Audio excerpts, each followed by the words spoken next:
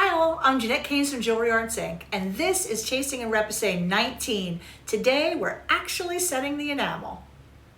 So yay, we're finally gonna set. So you can see I've got this all taped up. I put basically a few layers of blue masking tape on top.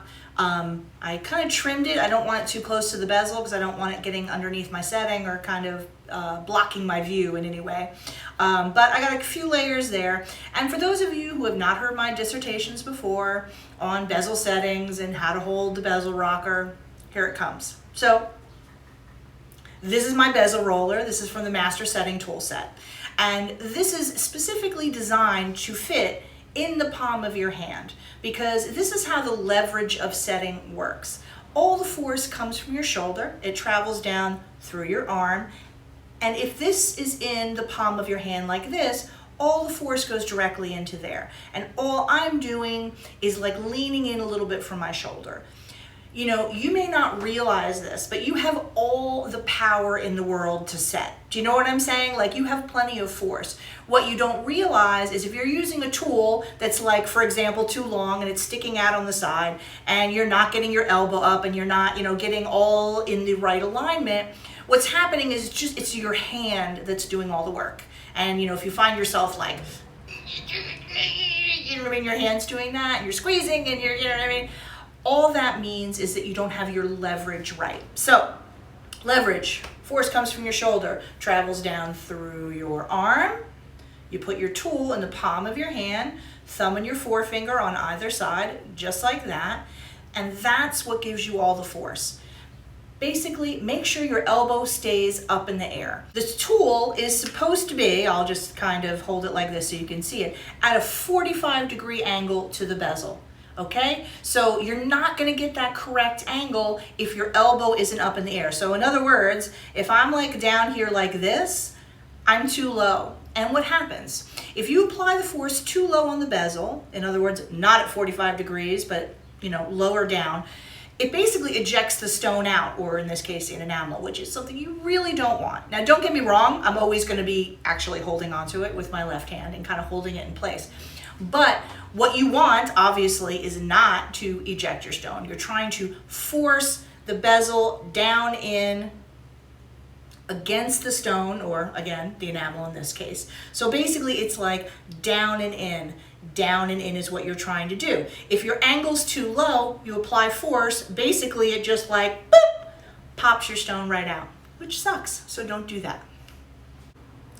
Normally when I start setting an enamel or a stone, I do sort of a north, south, east, west, just meaning opposing presses. At the top, at the bottom, the side, the other side, and then I do sort of the little alternate angles, because what you're trying to do is just gradually pinch it into place and squeeze it. And then once I get it much tighter in, that's when I can start sort of doing that rocking and rolling action around to press the bezel nice and tight up against everything. But in the very beginning steps, you're really just trying to kind of like pinch it in a few spots just to like start the process. Okay, so I'm going to flip this around. I've got my my wood block set up in an engraving ball, which I'm not gonna lie to you, engraving balls are really nice because you can just flip them around and get the angle however you want. It's really not such a big deal if you don't have an engraving ball. I set for years just using wood blocks. We still use that in the studio all the time, so don't stress out. I set many great pieces with nothing more than a scrap piece of wood to set on. So I'm gonna flip this around so that, the north, which is to me the top of the piece, is positioned right here. I'm going to position it so you guys can see a little better. And I'm short, so I usually stand up. If you're really tall, you may be able to sit and get that elbow up in the air and everything may be groovy, but for me, that does not work because I'm a little vertically challenged. So whatever's comfortable for you. But remember, if you can't get your elbow up at that 45-degree angle, you see what I'm saying? 45 degrees to the bottom of your bezel, then you're not getting the angle you need and your setting is going to be a lot harder than it needs to be, and your stone or enamel may get ejected, so don't do that.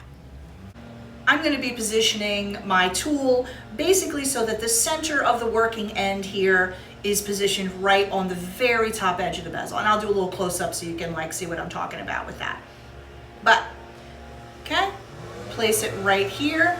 I've got my left hand, generally a finger or two, depending on how big, and since this is pretty big, a couple fingers, placed on top of the enamel, holding it down so that it's in the right position.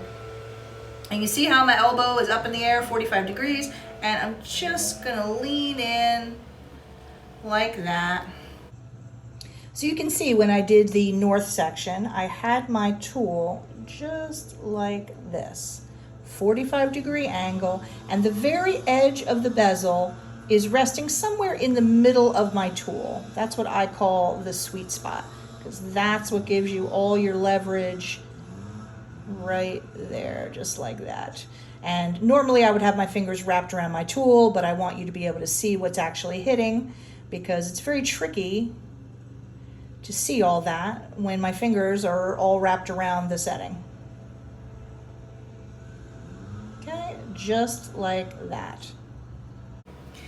And I'll flip it around and I'll do the same thing at south. Press in, just like so. And you see how all the force is coming from my shoulder. You're not gonna see my hand doing a whole lot of like, you know, you don't want the Kung Fu grip. I don't mean to repeat myself, but that's so important, because people are like, oh, my hands hurt so much after I set. And I'm like, that usually is a sign that you're not using the force of your body. Really, all the force is from here, and I'm just leaning in a little bit and putting my pressure point from there. Okay, so I'm gonna do east and west. Press in, just like that. Press in. I'm gonna wiggle it back and forth just a little bit. Okay, and then I'm gonna show you a close-up of what this looks like. So here's a bit of extreme close-up, so you can see how I've pressed in at sort of my, you know, north and south and east and west. And now I'm just gonna continue to work my way around, and I'll show you also, let me show you exactly where your tool should be hitting the bezel. I want you to be able to see, you see this? The tool is resting on just the top edge of the bezel. It's not like all the way down in here or down here like this. See that, how it's just resting on the very top edge. That's all you want it to do, just like that. You don't want it to slide down the bezel. It'll leave all kinds of weird little marks. You're really just getting leverage. You can see what I mean. I'll shift it down so you can see. So it's basically the center-ish section of the tool is the sweet spot, and that's where it should be resting on your bezel.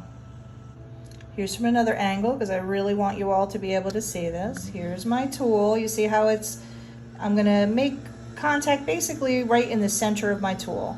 I'm gonna shift it up so that my tool's at about a 45-degree angle. And you see that? That's how I'm pressing it in, just like that. You don't want to be pressing on your bezel like this. You'll get all kinds of funny looking marks and whatnot. You want it right in the middle, right there, because you see how actually you're making contact with only a relatively small spot. Not to mention, of course, that's why it makes it so easy to slip, because you're only in contact with a small spot. But that is where you need to be. So here's why I made such a fuss about getting the enamel to the exact right height. You can see where I've started to set there. I'll have just enough of my bezel to cover up and, you know, set the enamel, and not let any of that silver, you know, enameling bezel show when I'm done. That's what I'm looking for, and that's what really is like the most key element when you're setting an enamel. So just to show you, that's why you make the big fuss about getting the height just right. Because if you get your height just right, your bezel will be just right. So I'm just gonna keep setting now, pressing the enamel down and working my way around. Press in, I'll go back and forth a little bit.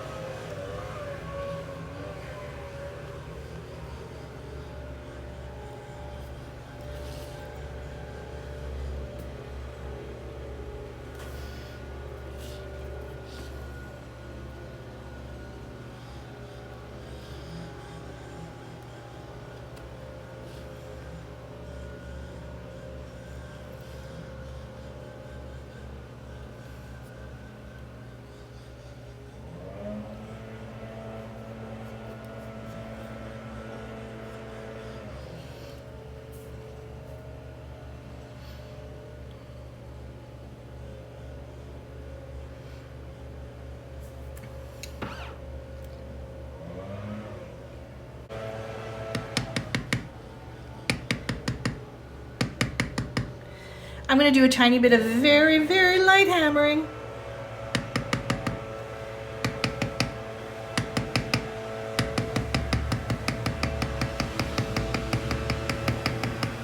But you really have to be careful when you're doing an enamel.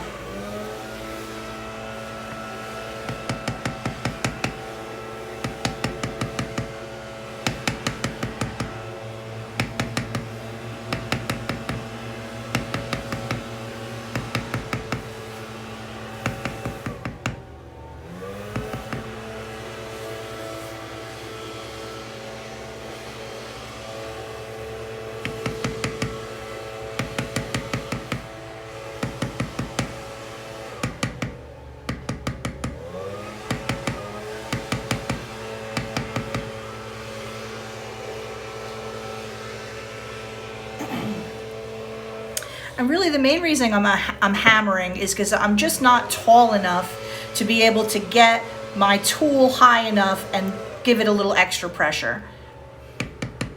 So instead, but I hope you can hear by the sound that this is very light.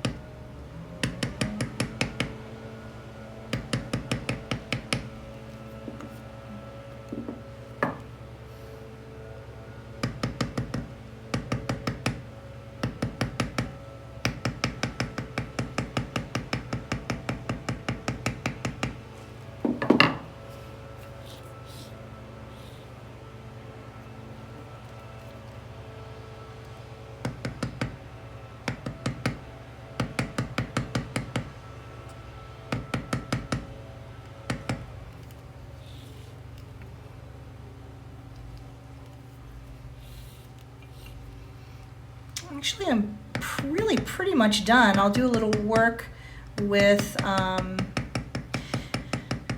you know, my bezel polishing wheel to give it a shine, but because really all I wanted to do with the hammering, I'm really not, you know, like putting a lot of force in. It's just that after I do my first round at 45 degrees and everything's in place, I usually like then to shift my angle up even higher, I don't know, 85 degrees-ish, you know, not totally straight up and down, but, you know, much higher to really finish off that top edge and smooth it out. And like I said, honestly, if I was super tall, I could probably get my elbow in the air high enough to do that, but I'm not. So instead, I use the two-handed hammering technique where I put the setting tool in my left hand, rest it in the middle of my pinky, like so, and then I rest it on my piece on the top of the bezel and very lightly tap it with a leather mallet. And like I said, you got to be really careful when you're setting an enamel, so the force is relatively minimal, but that was just enough to kind of smooth out. Maybe I'll do over here just a little bit more, but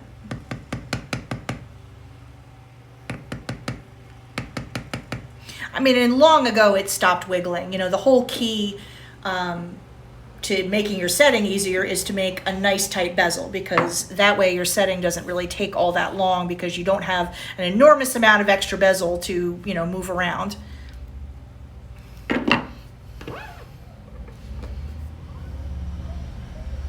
Yeah, I don't know, maybe a tiny bit right here, but you know, setting is always like that. The steps leading up to it are many, but then when you actually set, if you have all your stages right and everything, it goes relatively quickly.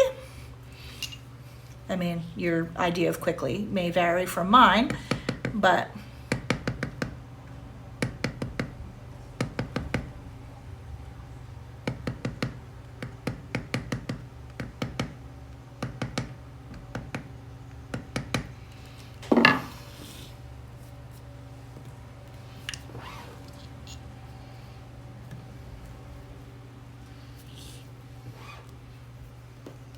of course, the longer I stare at it, the more I'll do. So I'm going to stop relatively soon because Especially with something fragile like an enamel, you got to know when to quit, and it looks quite nice. And I mean, like I said, long ago it stopped moving, so it's not a question at this stage of like, oh no, is my enamel going to fall out? So there it is. So you see how that top edge has gotten kind of nice and smooth and up against there. And like I said, it's long since ceased to wiggle in any way. So the only thing I'm going to do is I'm going to show you, we'll use a little polishing wheel on the top just to shine it up a little bit, but there's really very little to do. There's really just not much to clean up or anything, which is, you know, in case you haven't noticed in going on these journeys with me, cleanup is not my favorite. So that's how I like to work, really as clean as I can possibly stand.